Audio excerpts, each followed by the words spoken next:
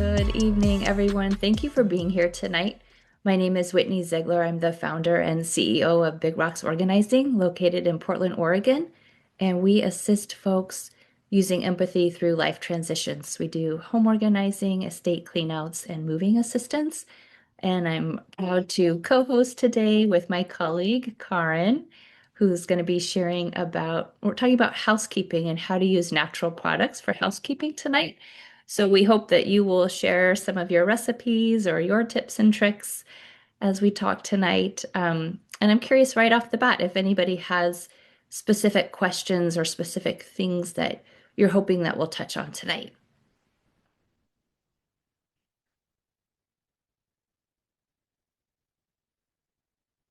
And it's okay if we have a quiet group too. I think my challenge is I don't know what I don't know, so that's what I'm just here to learn.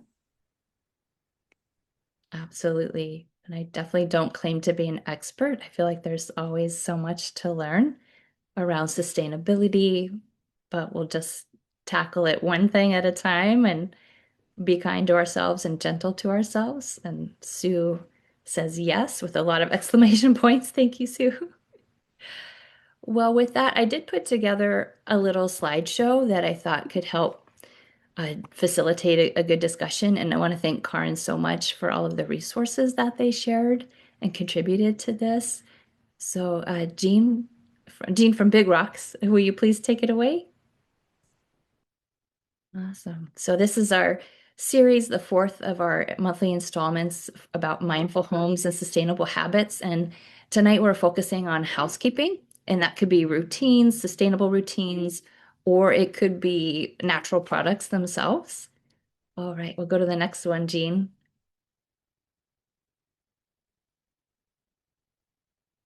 So the book that we've been using as our anchor and our inspiration for this series is called Zero Waste by Shia Sue.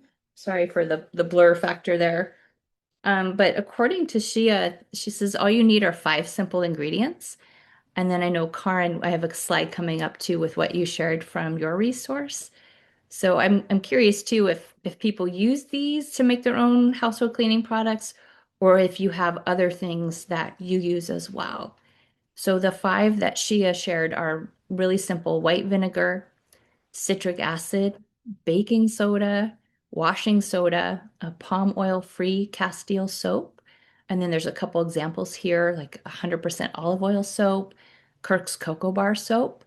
And then you can also add essential oils to make things smell nice if you like. And I just put a reference here at the bottom that if you have this book or if you get it from the library, it's pages 87 to 89, and there's a really handy chart of where to source these ingredients and how much you need in different types of cleaning products that you might make. So I'm curious. Yeah, Connie, go ahead. I'm going to show my ignorance, but I don't know what washing soda is. That's a good question. Anybody want to answer that?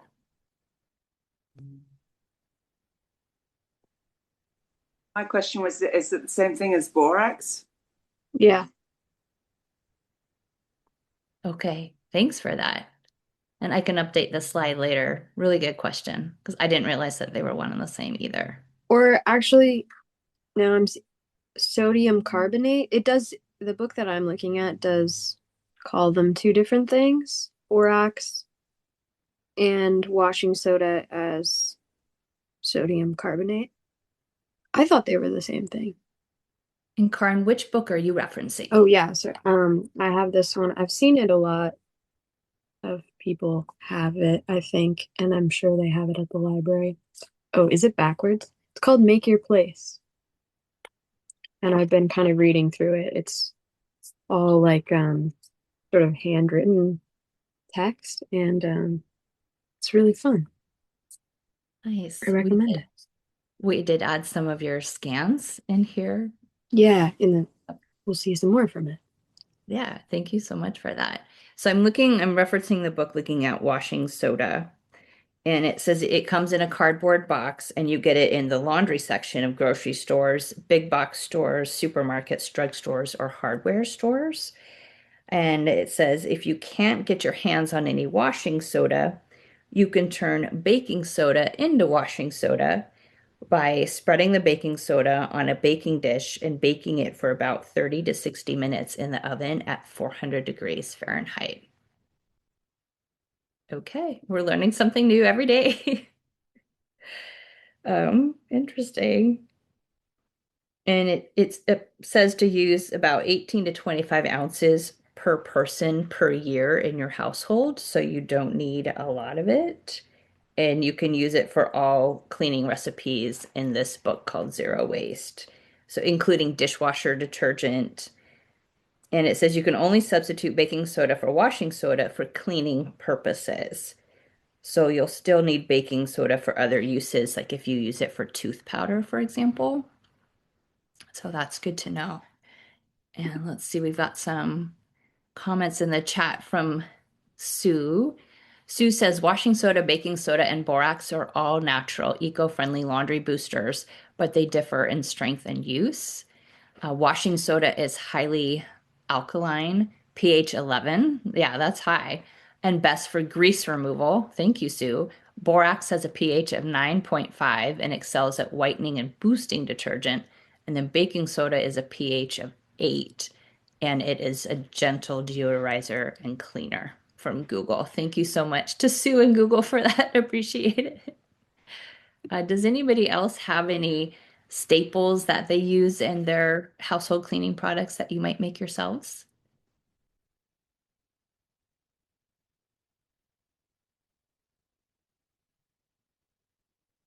Okay, we'll go on to I the. Oh, yeah, use go ahead. rubbing alcohol for some things. If they have ink stains on something, um, rubbing alcohol does the trick.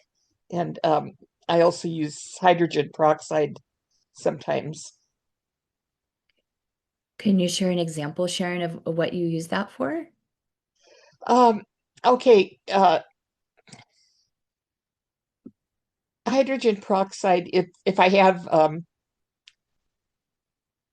like blood stains on something or something organic on clothes or towels, hydrogen peroxide is good for removing organic stains on things. Do you put it directly on the stain? I do, Okay, that's good to know. I use but I it, don't know if that's recommended or not, but that's the way I do it. but it works for you and it gets the stains out and doesn't damage the Yeah, cloth. I mean, usually the things that I use it on, if I can't get the stain out, it's ruined anyhow. So um, Yeah, I then go maybe, ahead and use it. But yeah, uh, maybe it gets downcycled to a cleaning rag or something. there's another trick for that my mother used to use, and we're getting into the season where we can do it.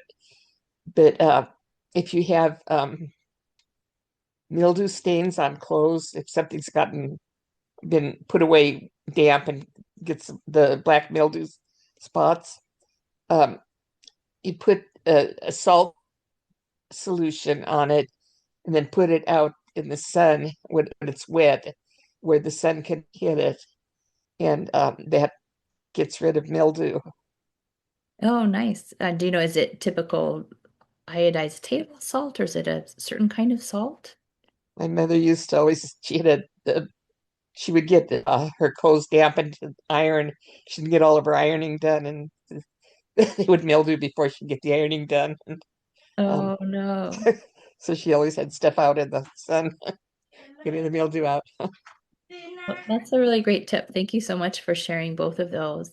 For Okay. hydrogen peroxide, I use it to clean my gardening shears in between roses so I don't spread diseases from one rose to the next.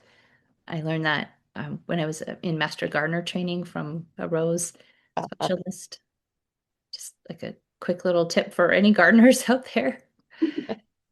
That's a good tip. And I use washing soda and hydrogen peroxide also. The hydrogen peroxide for me works really good on an old stain that you haven't been able to take out at all.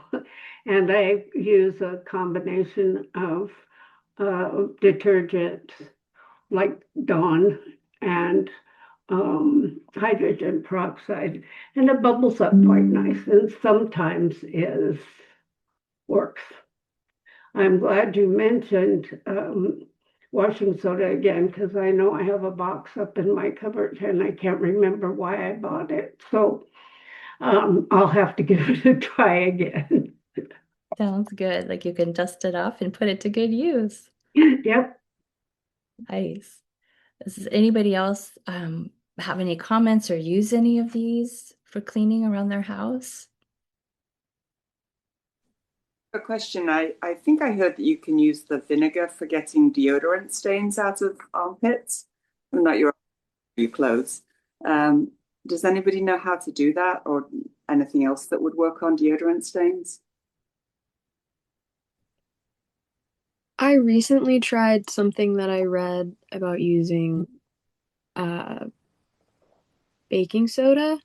It didn't work super well, but it did. There was another option in whatever I was reading that talked about vinegar, which I haven't tried yet, but it seems like could be promising. I'll have to look that up. Vinegar and it would work either, but If you try it, Amanda, will Hmm. you let us know how your experiment goes? well, I tried the vinegar and it didn't work. Mm. Oh, shoot. I wonder about the hydrogen peroxide. Seems like that would maybe bleach the clothes. That's a good question. Sharon, when you've used it, and Margaret, I think you've used it as well, has it altered the color of your clothes? It hasn't, although I've scrubbed a lot, so sometimes I've kind of scrubbed the color off things, but I don't use it very often. And mostly when I was using it, it was when I was wearing white uniforms Okay. in the old days when nurses had to wear white uniforms, Mhm. and I'd get blood or other discharges on my uniforms, and I would use it on that before I washed them. And so that's the main thing I've used it for. But I Okay. have it, so I have it just in case. I But have, I I have think that not had an OxyClean does the issue with same it. thing, actually. I think that OxyClean Mm. converts the water to a peroxide like solution.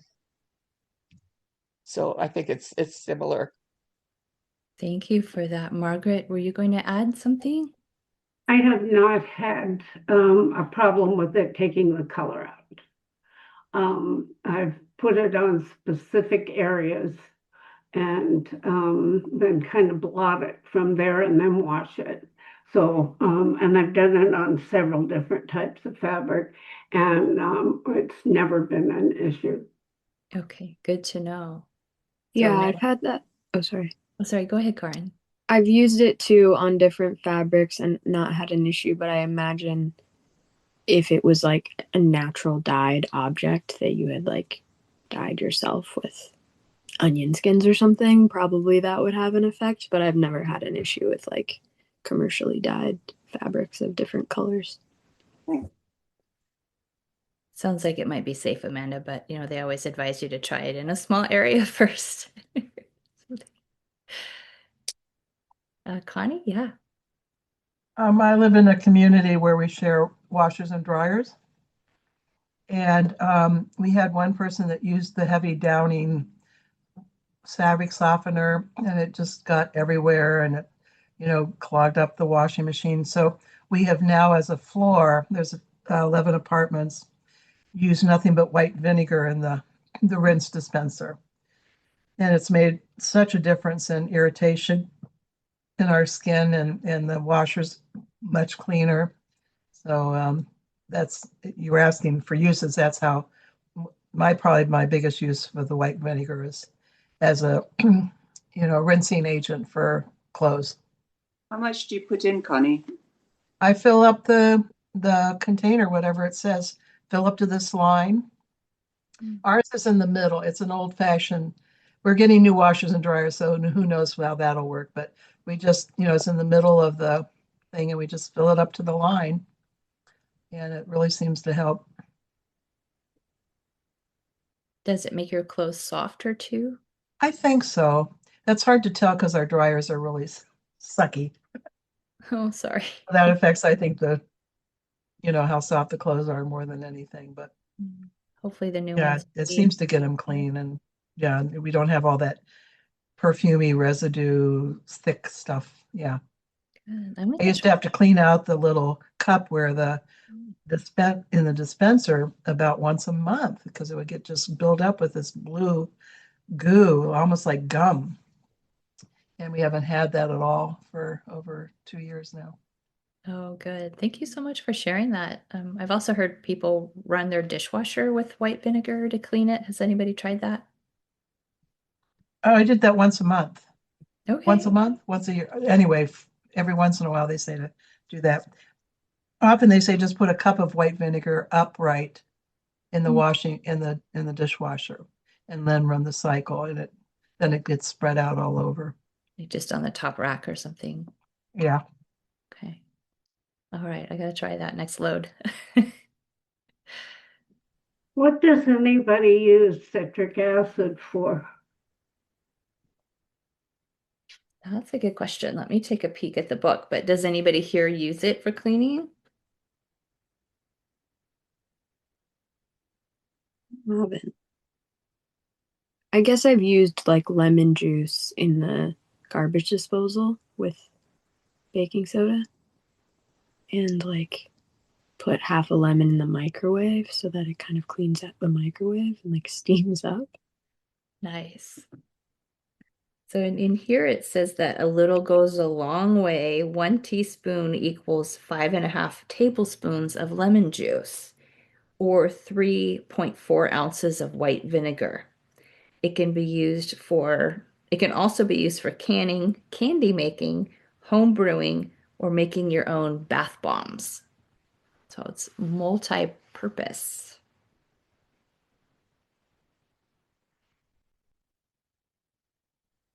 Thanks. I remember putting lemons down my garbage disposal for that reason. Um, that makes a good cleaner for just about anything, I think. So thank you. Yeah, I do lemons and limes down the garbage disposal too, or you can boil some like old rinds of those in a pan of water on the stove, and it just kind of just makes a nice fresh scent in your home too. Or you could do cinnamon sticks.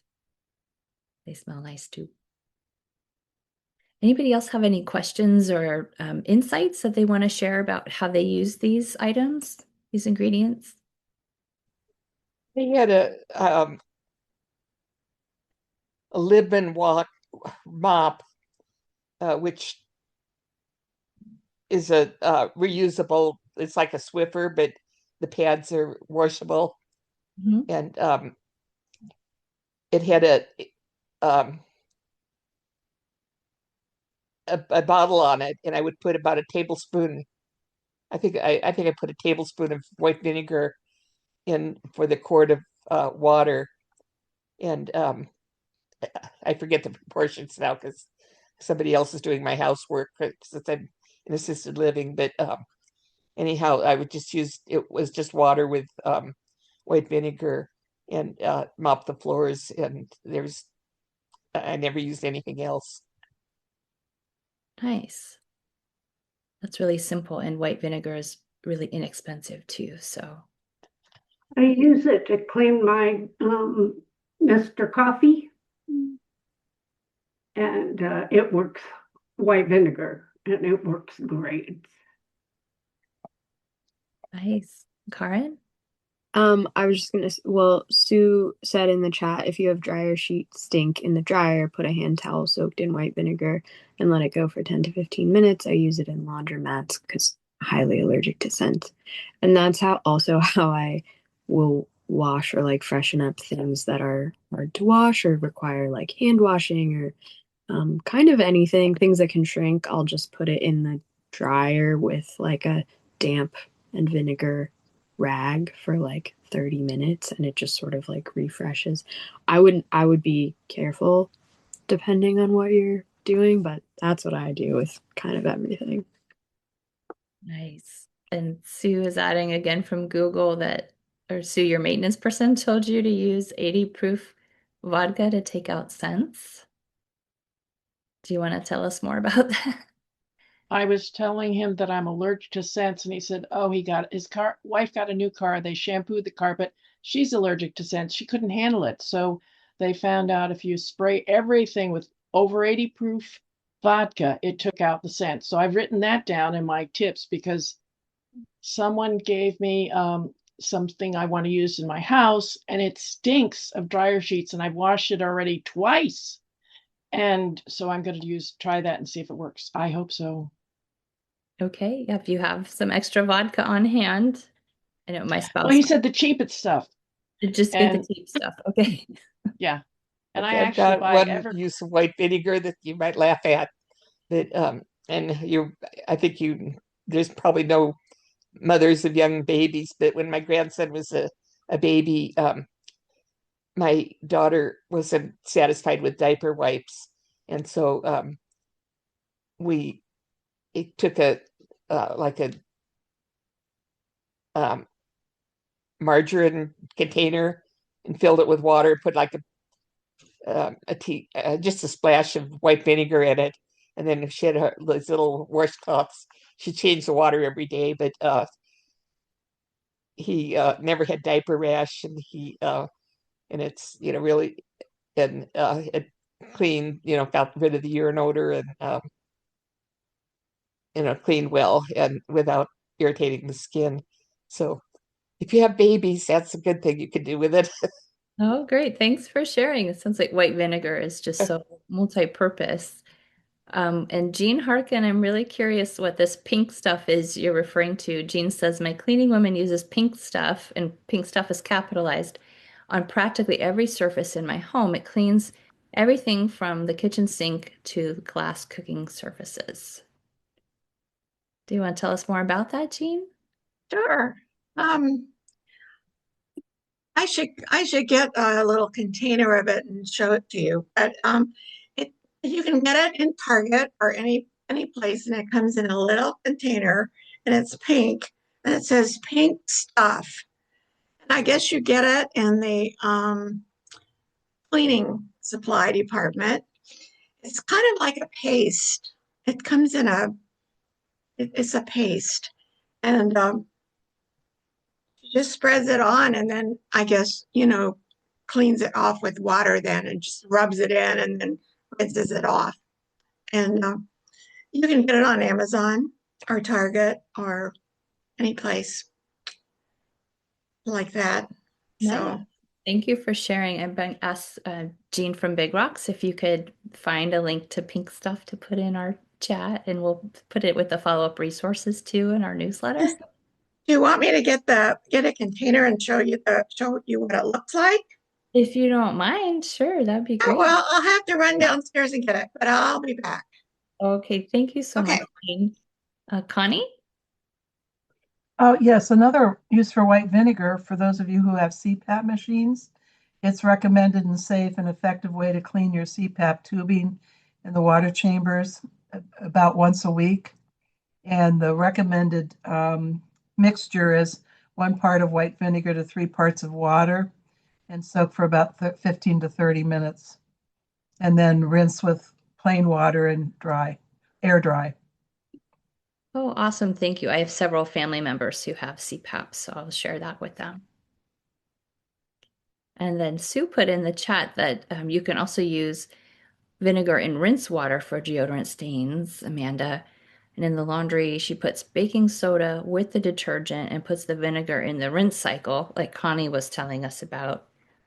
And when Sue puts bleach in the whites, but be sure to be careful to put the vinegar in the rinse section. Yes, I don't think bleach and vinegar play Can I very speak to together. that? Sure, Because please. Yeah. bleach with anything sour or anything acid will cause poisonous gas. It can be lemon juice, it can be vinegar, it can be, I don't remember, there's some other things that are that you could possibly do, but poisonous gas. So whenever you use bleach, be super extra careful. 100%. Thank you so much. And Jean from Big Rocks reminds us that lemons contain natural citric acid, which acts as a bleaching agent. So thank you for that, Jean. Whitney, I have a container of pink stuff if you want to see it. I don't know if you, I don't know. I'll just hold it up. I can't see myself, so I don't know what I'm. Can you see it? I'm Oh, gonna here it is. spotlight Pink you for stuff. everybody. Yeah, It's perfect. The pink. pink Perfect. stuff. Okay. Definitely pink. It's a cleaning paste. It says it's environmentally non-toxic, non-hazardous, but not tested on animals. Um, it's the miracle cleaning paste. It's tough on saucepans, cooker tops, sinks, barbecues, ceramic tile, glass, showers, garden furniture, paintwork, boats, brass. The list is endless. It says you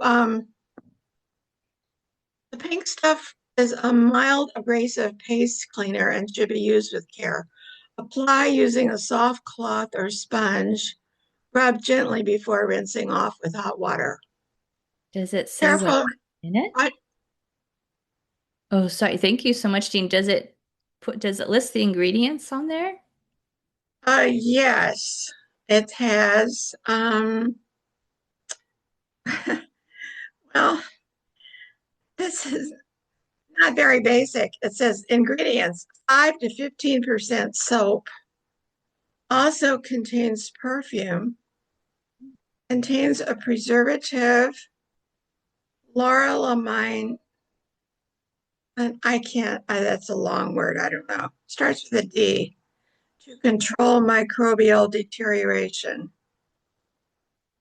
Okay. Oh, I don't know.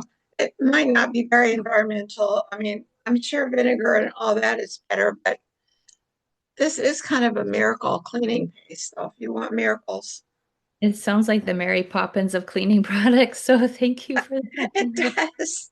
Very versatile. And we had a question from Jean from Big Rocks in the chat. How do you know if the dishwasher needs cleaning? Shouldn't it clean itself with each load? Anybody want to address that?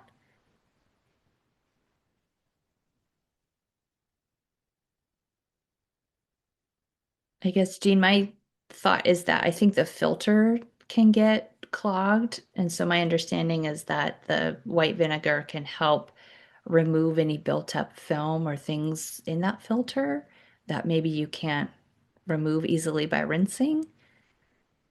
It's Yeah, a if where the is the dishwasher's filter? smelly after you wash the dishes, it needs cleaning. Uh, I mean, that's all I go by that once in a while. Uh, and usually the there was stuff caught in the trap, Okay, and so if the I dishes cleaned don't that come out. But out then when I clean. do that, I'd run it with vinegar. But the uh, problem is they got me a new dishwasher when I lived in my apartment, and it was supposed to be low energy, and it took about 2 or 3 hours to run because it. And I just hated having a dishwasher running that long to clean the dishwasher. So I just wiped it out when it, you know, at that point I wasn't doing that much cooking, so there wasn't any that much sticky stuff going into it. Makes Yes, sense. I don't know where the filter is in the dishwasher. Is that something you can see?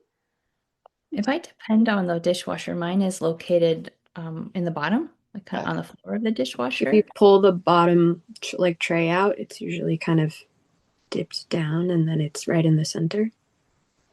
yeah. When on mine, you could take it out. You had every time I'd always have to look it up on the internet to see how to do it, but there was a way to take it out and clean it. and put it back.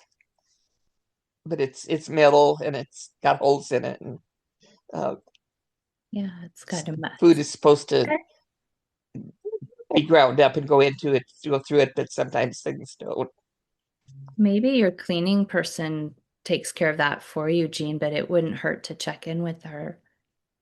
Yeah, I don't think she cleans out my dishwasher. I never heard of cleaning out your dishwasher filter. I just figured, I don't know what I figured. I didn't think it was something you even need to think about. I'm gonna go look at mine right after this. See. Me too. Yeah, me too. I use Sears Maintenance. I use Sears Maintenance Company for about 15 years. And they would come out and do routine checks. And they're the ones that suggested running the vinegar once a month because there's traps underneath. You have to take out the spinner thing, the blade thing in the bottom and pull that out to get to most of the traps. But it's just one way of getting rid of anything that would be building up inside. So it's really purely preventive. So it depends on how much you rinse your dishes. Like mine was hardly ever dirty because I always rinsed my dishes and didn't let the dishwasher take care of sauces or meat or food items. So I really didn't need to do it very much. But he talked about he several times different maintenance men would talk about how he's seen places where it just builds up because they just throw the dishes in the dishwasher without rinsing, and that's how it builds up. So it depends on how you use your washer too. That makes sense. Thank you so much for that maintenance tip. Maybe it can help our dishwashers live longer too. Oh. We have a question from Lorna in the chat. How much vinegar should be used for cleaning a coffee machine, and would it be combined with water? And someone answered it right under or close to it. Thank you.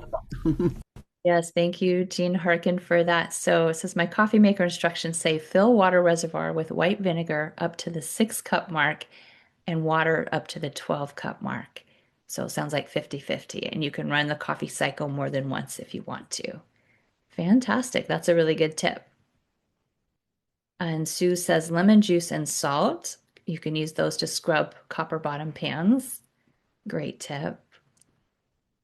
And then Lorna reminds us that ammonia is something that should never be mixed with bleach. Yes, thanks for that reminder. Yeah, copper bottom pans. You can also use ketchup to clean them. Ketchup, really? Yeah. Any specific brand or ingredient that needs? No, just get the packets that you bring home from. If you're like me, you bring them home from the fast food place in your pocket, and the extra ones. Well, I get them in my food here. That just any ketchup, put it on and leave it on for a few minutes and rinse it off, and it copper shines like great. Awesome, because I think a lot of us end up with those ketchup packets somehow, and so now we've got another use for them. Amazing. Hey. Jean or Karen, go ahead, and then I was going to go to the next slide. Oh yeah, I was just gonna say that's something I've heard, and I've only tried it once, but like particularly people who are very careful about their denim and like don't wash it all the time, that you're supposed to be able to put it like in a brown paper bag in the freezer, and that it will like kind of kill some of it won't smell as much anymore. That's what I've heard. So I don't know if it would work for other things too, but you're not supposed to have to wash your jeans very often, I guess. People will say like you can wear them many times. So the freezer, who knows? Or who knew, I guess is what I'm trying to say. I've never thought about that or heard about that. That's amazing.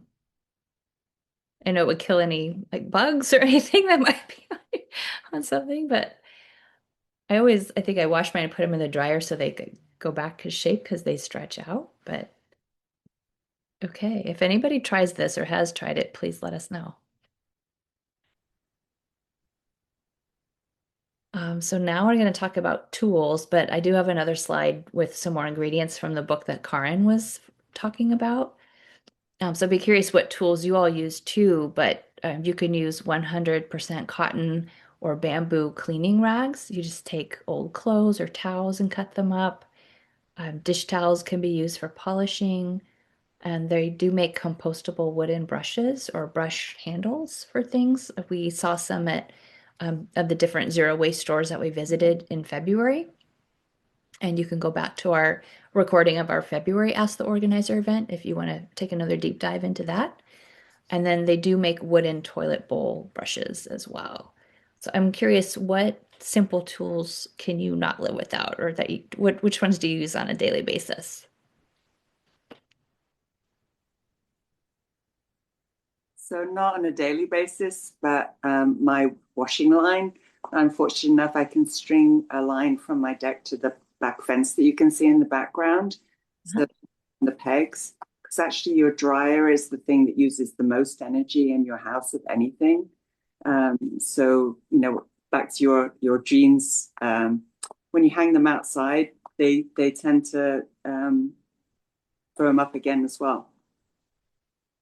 Thank you for that. I lived in Poland for 2 years in the Peace Corps, and nobody had a dryer. I think it's pretty rare in Europe, or at least it was at that time. So Yeah. that's how you got things dry, was you put them on the clothesline, and with the sun and the wind, they have a nice smell. And then in the wintertime, you'd put them on the heater, and the jeans would kind of take the shape of the heater. Yeah, that's how it's in England. Nobody in England has dryers either. Yeah. Or people would have like attics, or there was this device over the bathtub in every Polish home where you use a pulley system, and it comes in, there's like, 5 rods. And so you could put your clothes, hang them over those, and then pull them back up. So they were hanging over the bathtub, but high enough up that you could still use the bathtub, if that makes sense. Like, really great space saving idea for drying clothes. Because sometimes it would take a week in the wintertime given the humidity and the temperatures. Yeah, you I, can get Mm. own dryer racks as well that are really good. If you have a space that you can just, and then I found that just hanging t-shirts on the hangers, they're going to be in the closet, and then hanging them on the rim around the door, that works really well too. And you don't have I, I have an extra shower rod that it goes higher, a little bit higher than the shower, and it in the middle of the shower instead of on the edge where the curtains are. And I hang uh, hand washing right now, mostly my compression socks, but put them on hangers and hang them on the rod. And I've moved that rod with me I've had the same rod for 20 some years, and I've moved it several times, and it always it always fits. And I always use it. That's great. I use my guest bathroom for drying laundry. So whenever we have guests, I pick it all up. But yeah, nice. Sue writes that she bought a wool fluff on a short stick, which is her duster, and then takes it outside and twirls it between the hands. I'm assuming to clean it off, get the dust off. Is that right, Sue? Yes, yes. And I have no idea what you call it. It's just amazing. I've Okay. had it for years. I like that wool fluff on a short stick. That works for me. That's great. Talking about dust, this is going to come up on a later slide, but dust is being one of the most toxic things in our homes. Karin, I don't know if you feel ready to talk about that yet from the seminar that you recently attended. Yeah, I can talk about that. Um, And sorry, Jean, can we fast forward to that slide on toxins, and then we'll back up the bus after that? so I went to this lecture that NAPO, the organizing association, put on with the speaker Lindsay Dahl, and she talked a lot about toxins and things that toxic chemicals that come into our house cleaning and all kinds of materials. And she had a lot of really good information and was very like pragmatic and non-judgmental and sort of like, you know, you can eliminate some things maybe you can't, and that's okay, and just trying to like minimize um yeah, what you're being exposed to and like what that cumulative effect is over time. And she talked about how this was really surprising to me, but it does make sense that especially the more like toxic things are in our house, that all collects in the dust. And so that's like a big exposure to those like toxic elements. And so she talked about like having air filters and air purifiers and ones with re like cleanable filters and things like that.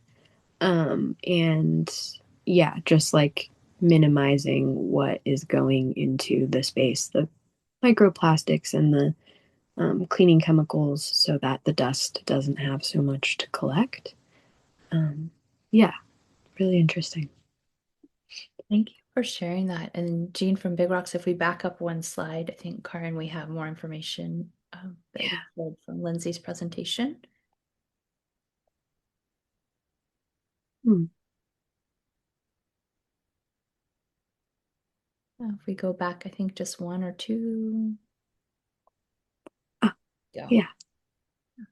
Um, yeah. So like this kind of says she's talking about what just the life cycle of a product. You know, maybe it's like she talked about the people who are making or like producing different chemicals, cleaning products, clothing, and what that exposure is like for the those people who are making it, and then when it comes into our homes um, and then gets thrown away, and like thinking about all of those different effects and what that's going to look like for future generations and sort of like proper disposal of all these chemicals. And that, of course, that's like a lot to think about, but that they're sort of like the more simple and like we're saying with those like vinegar, baking soda, like the more simplified things get, the less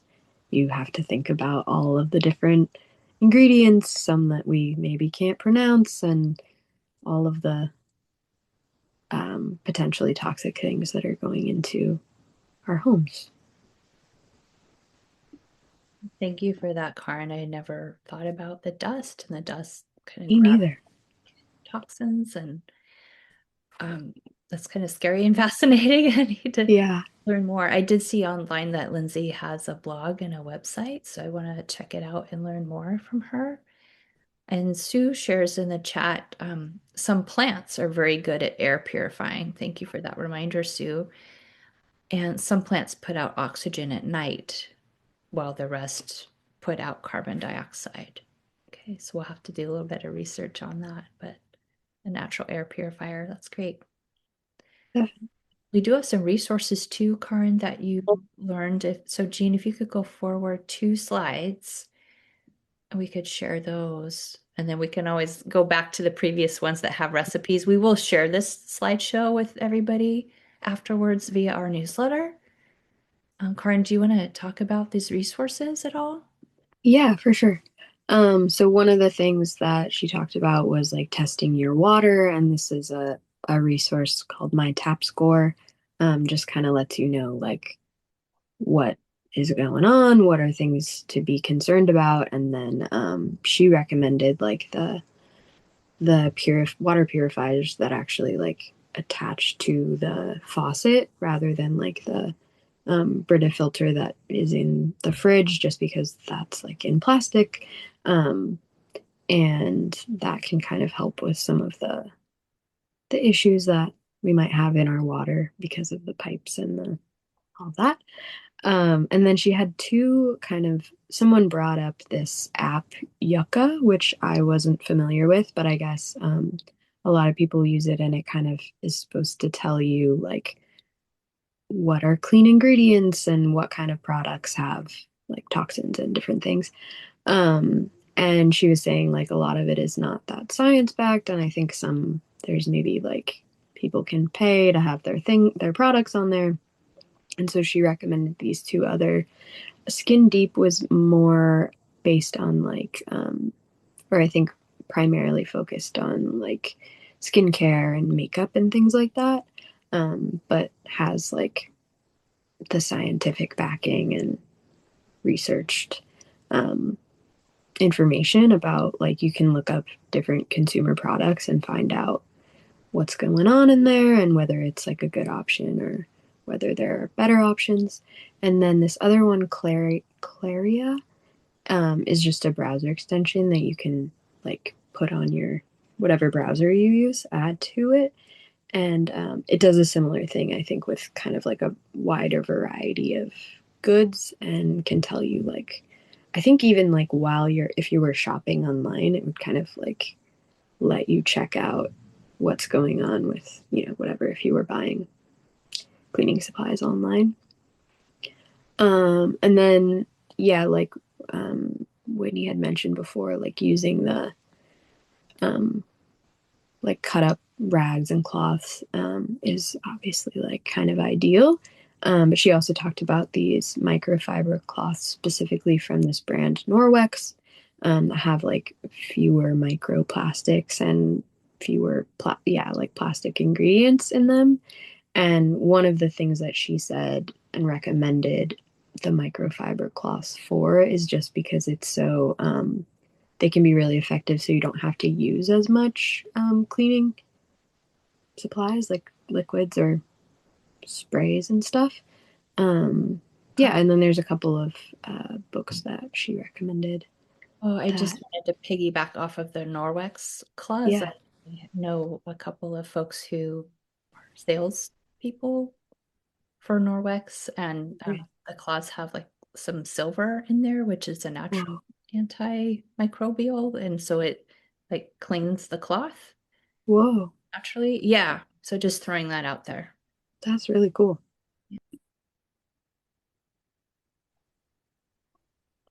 Did they talk at all in more detail about these books? I'm really curious about the title "Slow Death" by Rubber Duck. By first, I know it's a gripping title. They didn't go too much into the books, just kind of mentioning like if you want to learn more, these are some that she has read and that she thinks are, yeah, good to check out. So I definitely want to read Slow Death by Rubber Duck. maybe that'll And be yeah, team read. for sure. Does anybody else have any other books that they recommend, or resources, or specific products or resources for testing in your home? If you live in Portland, you can, or if you get Portland water, which some people in Washington County do, you can ask the Water Bureau for a free testing kit, which comes with a nice free water bottle as well, which is very handy for airline travel because it's nice and light. And that it tests for lead, and it's mostly in older houses, but it's just nice to know whether you need to run your tap for 5 minutes in the morning or whether you're actually good to go. Have you used that, Yeah. Amanda? Okay, you have. I remember at my old house, we had like sent it in and didn't ever hear back, or it took a really long time. So I was curious if maybe, I mean, we might have just done it wrong, but you've used it and it was effective. Yeah, I mean, I used it probably 10 years ago, but Okay. yeah, I've recommended it to others and nobody said there's been a Okay. Good to know. had bad luck. Sorry about that. It's okay. Great to hear it's working for people. Nice that it's hopefully available for folks at least in Portland. Yeah, and Lorna had a question in the chat if whether or not I've seen an equivalent of the rod and pulley system that I saw over bathtubs in Poland. I haven't specifically looked, Lorna, but I'm happy to do a little research and share it with resources. It was something that it attached. It was screwed into the ceiling. Connie, do you have anything you want to add? I do. Layman's Hardware, Lehmans, Lehmans.com in Kidron, Ohio. Their claim to fame is that Hollywood is their largest customer because they're the Amish country. And so they have all things non-electric. And they have so many of the products that we're talking about. but they have pulley systems. I've seen so many of them going through Amish country across rivers and streams, literally, half. And they have them from like $20 to $200. So they're not very many, but that'll give you an idea. And I'm sure they have them locally too, but you just have to go to Layman's Hardware site just to get really excited about what life used to be like when there wasn't electricity and all those good stuff. Well, sometimes it feels like it makes sense to go back, especially if our dryer is using the most energy of anything else in our household, right? It just sounds like so simple and kind of why Yeah. not? When I was doing my laundry in Poland, I was hand washing everything, including jeans and sheets and towels and stuff. So I would try to wring it out as best I could, but sometimes the laundry hanging above the head, like in the bathtub, would be dripping on me when I was taking a bath, which like having cold water dripping on down your back is not pleasant, but with our washers these days, that's not as much of an issue. Right. I was It just seems like a really good idea. It for particularly, I mean, in my case, my bathroom is and kitchen are the only places I can set up a drying rack, and there's not much space to do it in either case, or certainly not if you're trying to maneuver around it. So I'm more likely to use a shower anyway. So the idea of being able to hang a bunch of stuff over my bathtub sounds really great. And Yeah. thank you for the layman's suggestion. Yeah, thanks, Connie. I'm excited to check it out and just kind of look at all things Amish. I think it could be fascinating the things we could find on that site. So I spend a day a year there every year I go back to Ohio. really, okay, awesome. That's really neat. And I'm sorry, I have a Zoom or training at 6, so I may have to bug out. That's okay. We have See you about next month. 5 minutes left. Thanks for coming, Connie, and thanks for sharing resources with us and tips. I'm curious, in the 5 minutes we have left, does anyone have any specific questions or any resources that you'd like to share with the group? Whitney, um, I would just like to mention that when you're talking about toxins in homes, that radon is probably one of the most dangerous elements, toxins that can actually come into our homes. And I know I've had my house tested for radon, and I definitely recommend that everybody do that at some point because it's hard to know whether you have it in your home. It's, odorless. You don't know. You have to have somebody test it, and it can really be deadly. You can get mail-in testing kits and do it yourself. I did that when I first moved into this house. Are they fairly inexpensive, Amanda? Yeah, it wasn't that much. Okay, but reliable to be able to do it yourself too. Yeah, it was convenient. I have a Right. Whitney started before we actually got started, was talking about window cleaning. Does anybody have a good suggestion for a squeegee that's not made out of plastic? My host mom in Poland always used newspaper to clean windows. Has anybody done that? I've tried it. It didn't seem to work. But I mean, to get it not smeary. She perfected it. I am not at that level, even though I did practice during our family spring cleaning in Poland. Yeah. Does anybody else have any ideas for Amanda? Scrunch it up. Did she scrunch up the newspaper? Yeah, she did. Okay. Did you try it, scrunching it up? Yeah, it just got kind of soggy. But I was also thinking about my shower in the morning, which, I'm not probably going to use newspaper on the shower in the morning. Yeah, Sue says she has a rubber squeegee that she says is pretty old, but I wonder if they still make them. It's also, and I say this all the time, but the kind of thing that I see a lot at like secondhand stores and yard sales. So I don't know of one that's not plastic or rubber, but there's a lot of them out there if you don't want to add a new thing to the world. I've just seen rubber, but I've also found lately, once I got a shower head that had something on a flexible tube or whatever, so that you can move it around, that if I actually used it on my shower, I seem not to need squeegeeing as often. Before I just squeeged every single time, and now I don't.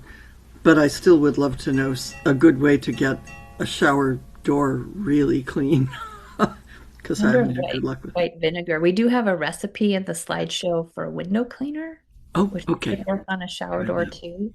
And Mari shares a good tip. You can also buy newsprint paper that doesn't have the ink in it Ah, at yes. anywhere that sells moving supplies like U-Haul does. We always have used packing paper, this newsprint, Amanda, in our Big Rocks garage. So if you're ever in the Beaverton area and you want to stop by, we can make a time to connect. And I'm happy to give you some of this used packing paper because we always have plenty on hand. Thank you. My the where I take my car for maintenance to, the fellow there said for cleaning windshields, there's nothing better than newspaper. So I guess that reinforces that. Oh, great. I've used Oh, newspaper. go ahead, Beth. I've used newspaper before. With the ink in it. Yeah, and I've not had any trouble. Okay. I'll just have to practice more. Seems like the ink gets on your hands, but not necessarily on the window. But I also have a hard time finding newspaper anymore, so I haven't really perfected it either. And I think the newspaper is a lot different than it used to be, It actually. could be, yeah. Might have to YouTube this, watch some videos, Amanda, on like the technique, like wax on, wax off. I do want to share, so we're going to be pivoting away from our monthly format, which makes us sad, but our team, we've been so busy that I worked 28 days in a row, including weekends, and our team keeps going into overtime every week. We're just really in a really busy season right now, and it's a good problem to have, but it also makes it hard for us to have the bandwidth to put on these events each month. So we will be pivoting to some pop-up events. I don't know yet whether they're going to be virtual or in person or a mix of both, but we're still planning on doing one on fast fashion and one on we're calling trash talk. So if there are any other specific topics that we were going to do, we have the month by month, I think on our website. You can let us know if you feel really strongly about a certain topic, and we'll do our very best to do a workshop on that one. So I'm sorry that we'll have to not have these meetings every month, but it's been like such an honor and such a pleasure, and I really love this group, and I know Karen, you've enjoyed this as well. So if you have any feedback or concerns for us, please feel free to reach out and share. We really appreciate you being here and sharing your wisdom and your knowledge, and I hope you enjoyed the sunshine tonight. This was great. Thanks everybody for all the tips. No. Good to see you all. Have a good night.